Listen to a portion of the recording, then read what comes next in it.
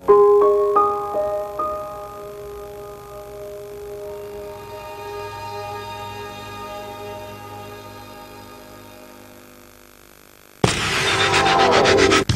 de tournage, merci à tous. C'était le film sur France 3 avec Télé-Z.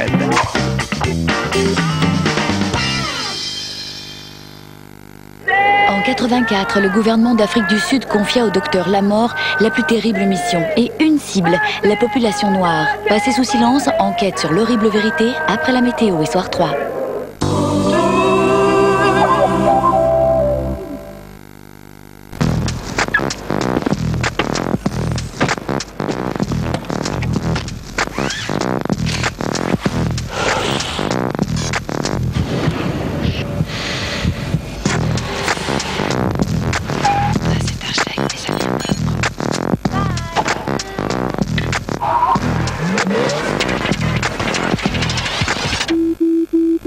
Bienvenue dans le monde de la Clio PlayStation 2.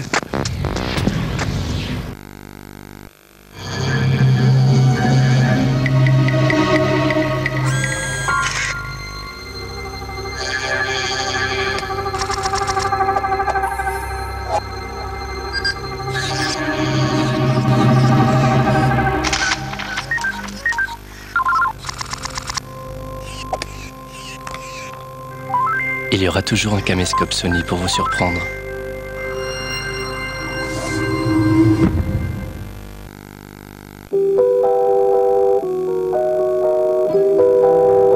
Tout comme ce papillon, ma vie ne dure qu'un jour.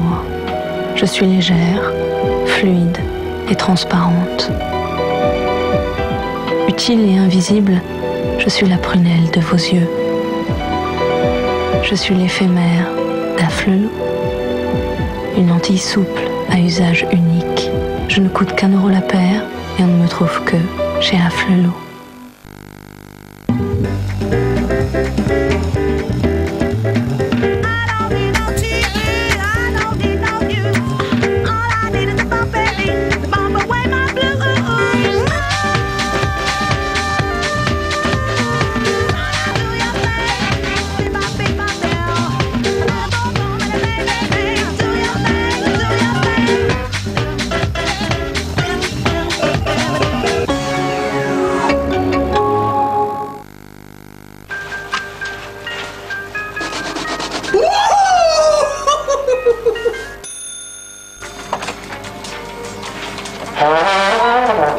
Il va encore fêter ça?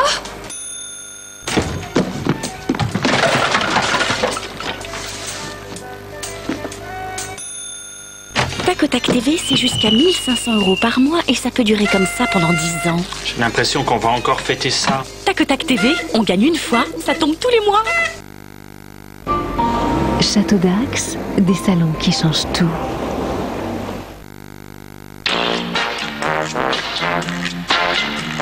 On n'a pas toujours envie d'attendre dans la vie.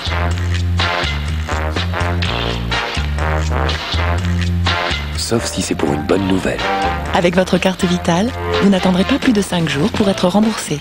L'assurance maladie, plus on en fait pour la santé, mieux vous vous portez. Avec Club Internet, le haut débit illimité est à partir de 25 € par mois, modem gratuit et frais de mise en service offerts. Avec Club Internet, tout le monde a droit à la vitesse. Appelez vite le 0811 02 2002.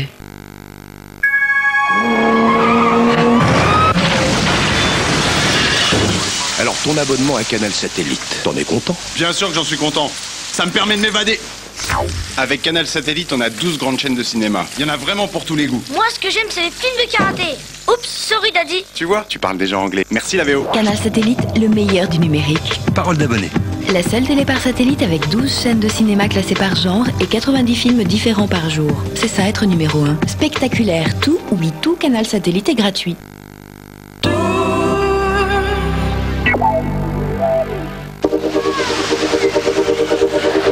Faut pas rêver, destination Madagascar avec Laurent Bignolas. Pour découvrir une nature extraordinaire, des hauts plateaux aux plaines désertiques.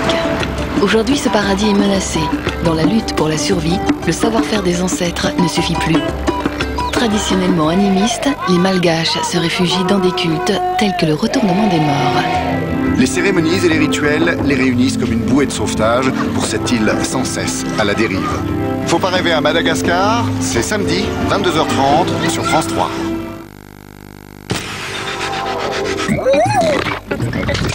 Pour tout savoir sur le temps, on peut compter sur France 3 avec Monsieur Bricolage.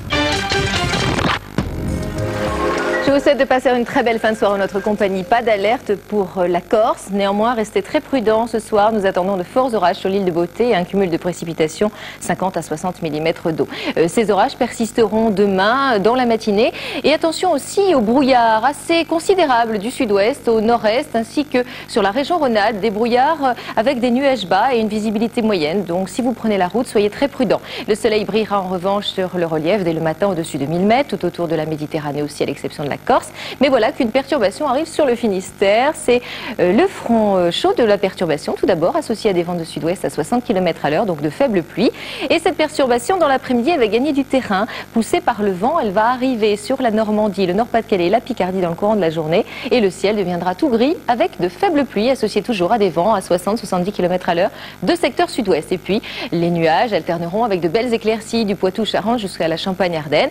Le soleil brillera généreusement, mais attention, par endroits, surtout au-dessus de la vallée du Rhône ou de la vallée de la Saône, ainsi donc sur l'Alsace et la Lorraine, les brouillards pourraient être tenaces. Toujours un petit coup de tonnerre attendu sur la Corse. Et les valeurs, eh bien regardez plutôt, elles resteront agréables, comprises entre 15 et 20 degrés sur le continent, 19 pour l'île de Beauté, 16 attendus dans la capitale, 20 à Bordeaux. La tendance pour la toute fin de semaine, eh bien nous resterons sous la pluie pour le nord du pays avec samedi, le passage donc du front chaud sur le nord-est et l'arrivée du front froid sur le nord-ouest, entre les deux de la brune. Plus nous irons vers le sud, plus ce sera beau, toujours du vent de sud-ouest à 60 km à l'heure, des températures entre 18 et 19 degrés, donc toujours très agréable. En revanche, une petite baisse dimanche, 17 et 18 degrés.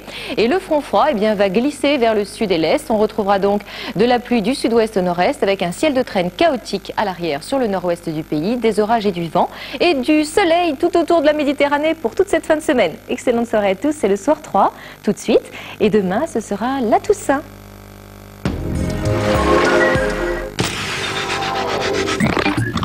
C'était la météo avec Monsieur Bricolage.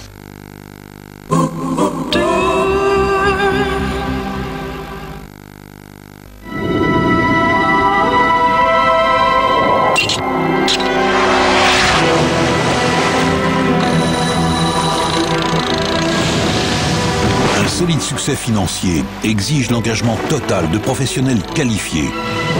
Ils associent intelligence tactique, sens de la stratégie et esprit d'équipe 24 heures sur 24, partout dans le monde. Car l'union fait la force. UBS, Financial Services Group.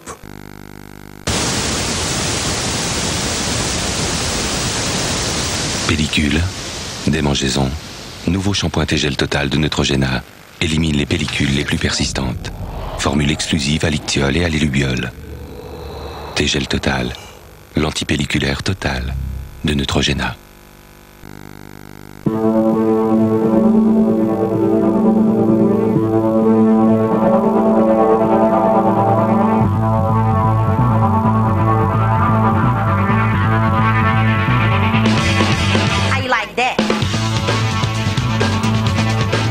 Si vous croisez la route d'une voiture, priez pour que ce soit une Volvo S60.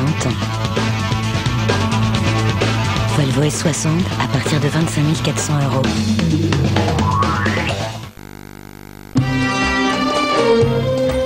Quand on traverse Fès, on a souvent l'impression de traverser un musée.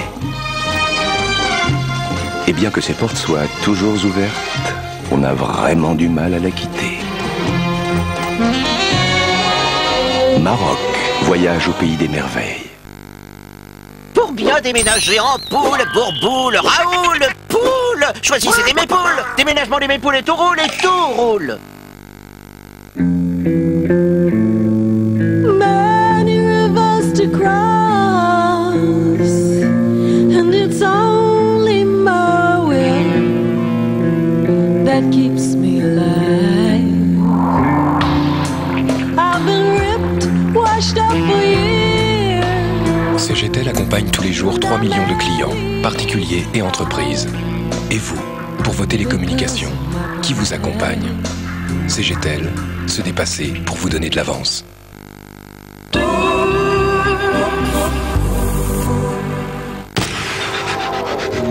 France 3 vous donne rendez-vous avec les centres Leclerc.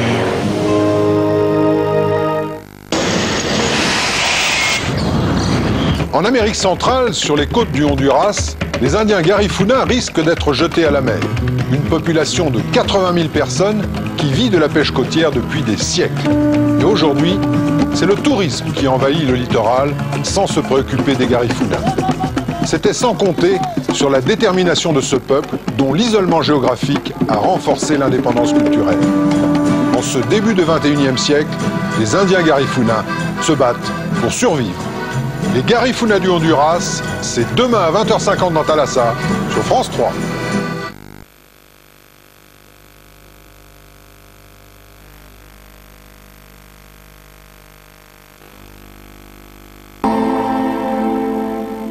Bonsoir, au sommaire de ce soir 3, le tremblement de terre au sud de Rome en Italie. Le séisme était d'une force de 5,4 sur l'échelle de Richter.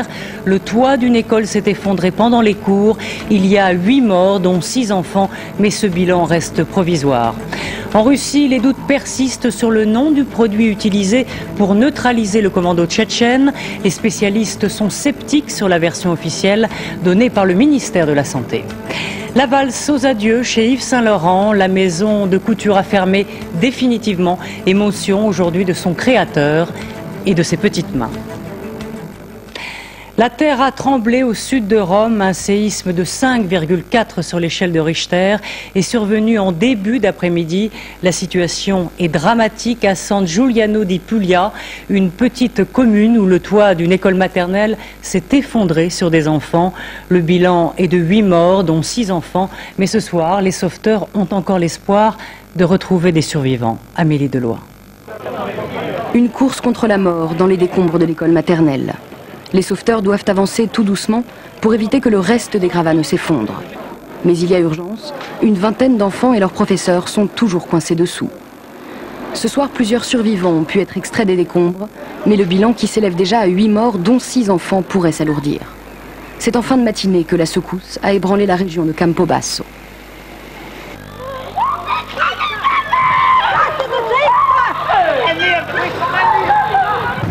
Le petit village de San Giuliano di Puglia a été le plus touché par le séisme.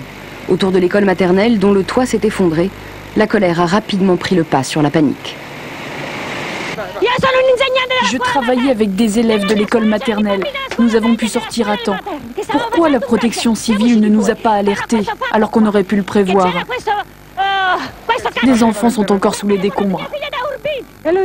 Le curé m'a dit qu'il avait téléphoné à la mairie pour prévenir qu'il pourrait y avoir un tremblement de terre et qu'il ne fallait pas envoyer les enfants à l'école. Pourquoi ils l'ont fait? Ce tremblement de terre est le plus violent que l'Italie ait connu depuis 1997. 5,4 degrés de magnitude sur une échelle qui en compte 9. L'état d'urgence a été décrété dans la région. 70% des habitations situées dans la zone du séisme ont été endommagées. Ce soir, une quarantaine de personnes sont toujours hospitalisées. La plupart ont des blessures légères, mais elles sont très choquées. J'étais à la maison quand j'ai ressenti la secousse. D'abord, j'ai essayé de me protéger, puis j'ai réussi à m'échapper par les escaliers. J'ai eu beaucoup de chance. Jusqu'à présent, 33 personnes ont pu être extraites des ruines de l'école maternelle. Mais pour les familles, l'attente continue. Les sauveteurs se guident grâce aux voix qu'ils entendent sous les gravats. Les fouilles devraient se prolonger toute la nuit. En France, Maillac, un village de l'Aude, a été envahi par les eaux et la boue. Hier soir, un violent orage s'est abattu sur la région, provoquant le débordement d'un ruisseau. Il n'y a pas de victimes, cependant, les dégâts sont très importants. Le reportage de Fabienne Blénian et de Jean-Philippe Faure. Comme cette famille, ils sont nombreux à Maillac à avoir vu l'eau dévaster leur maison en un clin d'œil. Hier soir, de violentes précipitations ont fait déborder le petit cours d'eau qui traverse ce village du Minervois. En quelques minutes, l'eau a atteint jusqu'à 2 mètres de hauteur et emporté une quinzaine de voitures. On a tout perdu, les cloisons, il y a des trous, les cadres, les portes sont partis, c'est affreux, c'est la maison la plus près de la rivière et elle est rentrée de tous les côtés. Pas de victimes, mais au total 80 foyers sinistrés, soit la moitié du village. Le bilan est lourd. Depuis ce matin dans les rues, la solidarité s'organise. Aux côtés des pompiers et de la DDE, les habitants des communes voisines se sont mobilisés pour participer au nettoyage.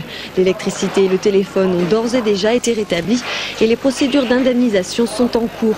Enfin, la météo annonce une amélioration du temps, mais par mesure de précaution, le dispositif d'aide et de soutien restera en place pendant tout le week-end de la Toussaint. On l'a appris il y a à peine une heure, un hélicoptère s'est écrasé ce soir au large de Cancale, en Ille-et-Vilaine. 2 personnes étaient à bord de l'appareil. Il s'agit du célèbre boulanger Lionel Poilane et de son épouse qui ont péri dans l'accident. Les suites de l'enquête sur le meurtre de l'étudiante retrouvée morte il y a 2 jours à Valenciennes. Le meurtrier présumé a été identifié, il serait en fuite en Algérie. Et la police aujourd'hui aurait fait un rapprochement entre ce meurtre et celui d'une femme médecin il y a 3 semaines. Édouard Dacosta. Y a-t-il un lien entre les meurtres de Marianne L'Histoire et de Sophie Berkmans, le médecin assassiné il y a 3 semaines dans son cabinet à Valenciennes? Les policiers du SRPJ de Lille en sont convaincus.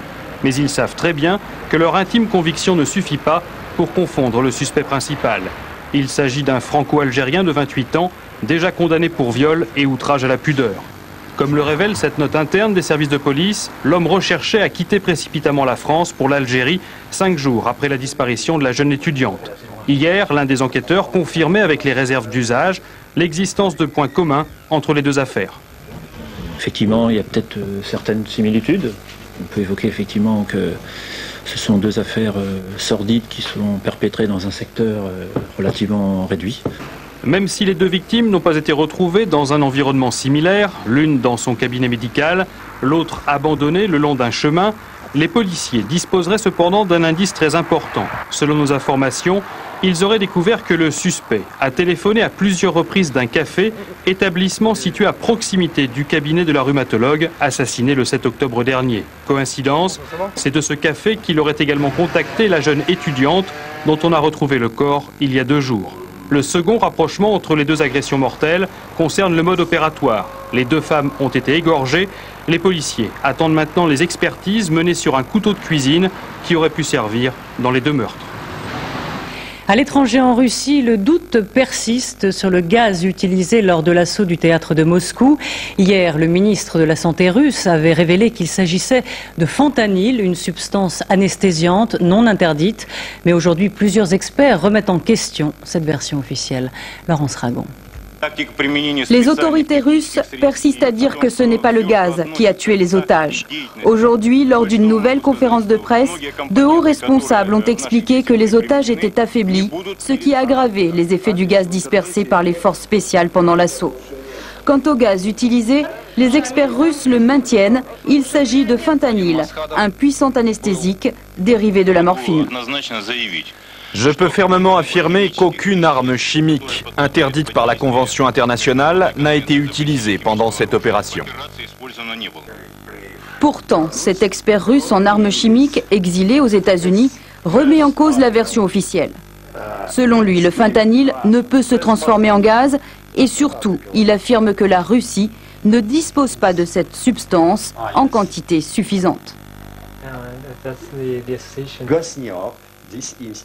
Le laboratoire qui fabrique ces produits est dans une situation très dégradée, sans argent. Il n'a pas assez de ressources pour découvrir de nouvelles substances. Cela lui prendrait 10 ans pour faire de telles recherches.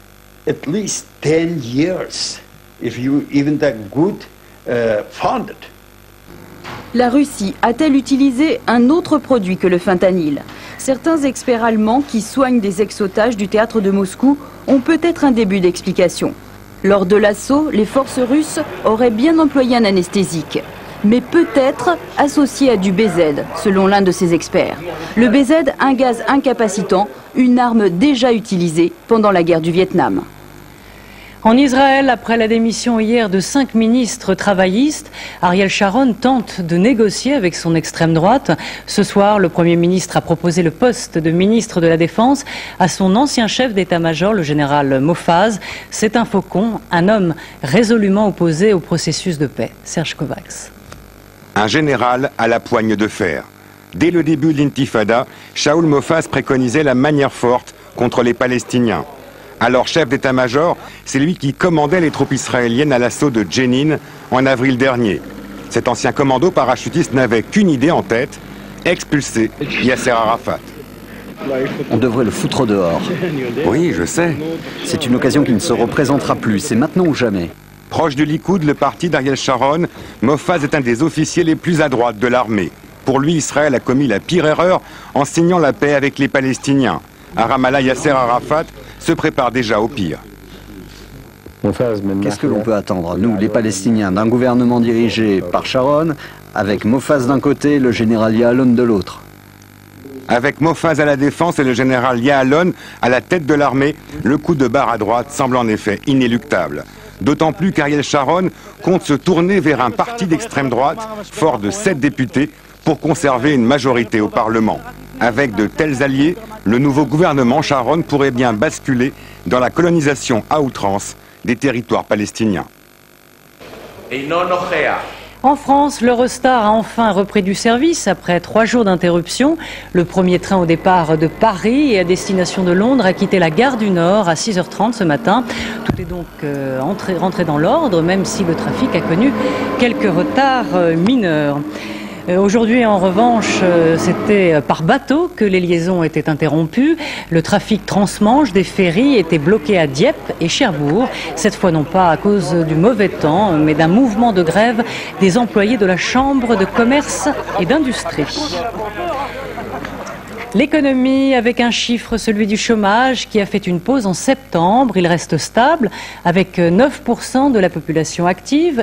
Mais ce ne serait qu'un répit. Selon les économistes, les perspectives pour les prochains mois sont mauvaises. Stéphane aussi. 438 ballons noirs, 1 par salarié licencié. Ils écrivent un dernier message comme un désespéré jette une bouteille à la mer. L'usine Solectron a fermé ses portes ce soir. Pour certains, c'est la fin de 35 ans de carrière. Quand on voit les enfants fumer comme ça, c'est honteux. Et qu'il n'y a personne qui a rien fait, c'est ça qui est inadmissible. Au niveau des politiques, il aurait fallu faire quelque chose. On a un savoir-faire. Des gens qui ont câblé, qui savent travailler depuis 35 ans. Les plans sociaux représentent à peine 10%. Et donc, ce qui fait le chômage, ce ne sont pas ces plans sociaux, mais plutôt la fin de l'arrêt d'intérim ou la fin des CDD, etc. À en croire les chiffres de fin septembre, le taux de chômage en France est stable, 9% de la population active. Le mois dernier, 2 278 800 personnes étaient à la recherche d'un emploi. Mais les économistes ne sont pas optimistes pour le long terme. Les prévisions de croissance ont été revues à la baisse. Le chômage pourrait grimper à 9,4% d'ici un an. En France, ce sont vos achats, c'est-à-dire la consommation et le moral des ménages, qui continuent de tirer l'activité. En revanche, dans les entreprises, le moral des industriels est au plus bas depuis 7 mois. Les entreprises ont une perception de l'avenir qui est beaucoup plus fine que les consommateurs. Et donc, pour l'instant, ça n'a pas touché les consommateurs parce que le chômage est resté stable. Dans quelques mois, le pessimisme des entrepreneurs va se traduire par une augmentation du chômage et donc va détériorer la perception des consommateurs. Mais chez Solectron ce soir, on n'a pas attendu les prévisions des économistes. Le vide et les déménageurs ont déjà remplacé les bruits de l'atelier. Il y a de la compétition dans l'air avec l'arrivée aujourd'hui à l'aéroport de Strasbourg de la compagnie aérienne irlandaise Ryanair. La compagnie spécialisée dans les vols à bas prix assurera 2 liaisons entre Londres et la capitale alsacienne. Une concurrence qui n'est pas du goût d'Air France. Sophie Roland et Benoît Véran. Ryanair débarque à Strasbourg. Ce matin, la compagnie à bas prix irlandaise a inauguré son premier vol en provenance de Londres. Un vol presque complet.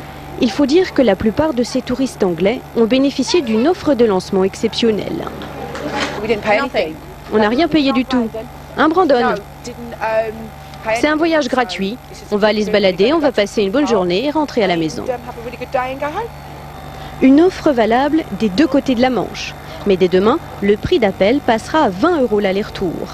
Un prix bien inférieur à celui d'Air France sur la même ligne. La compagnie nationale juge cette concurrence déloyale, car pour exploiter Londres-Strasbourg, Ryanair devrait bénéficier d'aides financières. Plus d'1 million d'euros par an pendant 5 ans, versés par la Chambre de commerce qui gère l'aéroport. Ce qui n'est pas acceptable, c'est l'arrivée de ce nouvel opérateur qui bénéficie d'une contribution qui fausse les règles de la concurrence. L'équité n'existe pas sur ce dossier et ça nous paraît anormal. Le directeur de l'aéroport justifie cette aide. Selon lui, elle sert à financer des campagnes de publicité. En échange, Ryanair s'engage à transporter 200 000 passagers par an dès 2003, contre 40 000 aujourd'hui avec Air France. Ce qui est important, c'est 70% de la clientèle des vols de Ryanair est originaire des îles britanniques. Il reste 3 jours et dépense en moyenne 110 € par jour. Ça correspond à 23 millions d'euros de retombées économiques pour l'Alsace. C'est ça qui compte. 23 millions d'euros par an pour l'économie locale, l'objectif est ambitieux. Pour évaluer ce montant, la Chambre de commerce s'appuie sur l'exemple d'autres villes où Ryanair s'est implanté en imposant à chaque fois des contributions financières. Mais Air France, confrontée pour la première fois à cette situation, ne veut pas se laisser faire et compte saisir les instances de Bruxelles. La guerre entre Air France et les compagnies à bas prix ne fait que commencer. Au 5 de l'avenue Marceau à Paris, on a rangé les ciseaux et les boîtes à couture. La maison Yves Saint-Laurent vit au rythme des adieux. Avec émotion, on y a refermé 40 ans d'histoire de la mode. Une belle page de la haute couture se tourne. L'hommage à l'un des plus grands couturiers, mais aussi à ses petites mains, avec Sabine Gorny et Georges Minangua. Dans des ateliers presque vides, jusqu'à la dernière minute, les petites mains sont restées pour coudre, ourler, surpiquer. Dernière commande à honorer, le cœur gros. Ce soir, le 5 avenue Marceau baisse le rideau. Là, je suis en train de coudre la dernière griffe haute couture. On a beaucoup de peine de se quitter quand même. Il y a des gens qui sont là depuis 30 ans, il y a des liens qui se sont créés quand même. On a vécu des grandes joies, des moments plus tristes, mais c'est quand même toute une partie de notre vie qu'on a passée ici.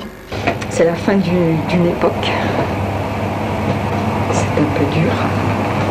Car ici, c'est écrite depuis 1962, date de la création de la maison avec Pierre Berger, le Pygmalion, l'une des plus belles pages de l'histoire de la couture. Sur ce bureau, surgi du crayon du maître, sont nés 77 051 modèles. Le dernier, une veste brodée pour Catherine Deneuve. L'ami de toujours. 40 ans de création dans la douleur, pour ce couturier timide et réservé, à l'âme tourmentée. Pour moi, c'était un déchirement. Et je suis très triste, très seul. C'est une maison qui a été faite sur l'amour et donc on se quitte et touche. Et c'est très éprouvant. Les adieux déchirants à une vie pleine de la joie de créer la garde-robe de la femme contemporaine. Le noir, le soir si glamour, le smoking, le tailleur pantalon, c'est lui. Et le savoir-faire de ces 120 employés dont une partie seulement sera reclassée. Pour les autres formations pré-retraite, un plan social qualifié d'acceptable par le personnel.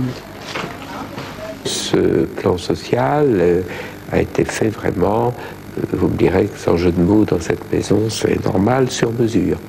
Il a été fait sur mesure, je crois qu'on n'a oublié personne. Étrange signe du destin, ce soir veille de Toussaint, les portes du temple du chic parisien se sont définitivement refermées sur un demi-siècle de rêve et de beauté. Du théâtre avec une femme belle et amoureuse de son beau-fils Hippolyte.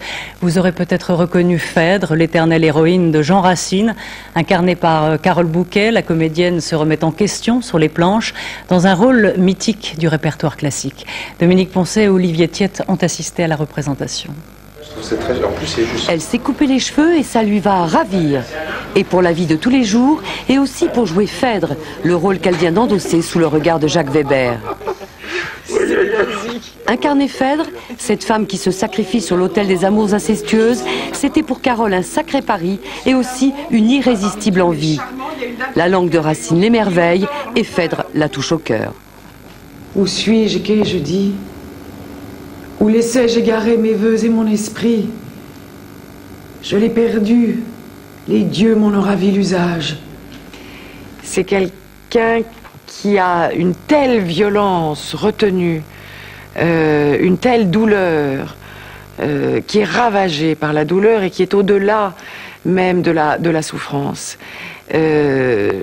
puisqu'elle est en train de mourir. Et donc c'est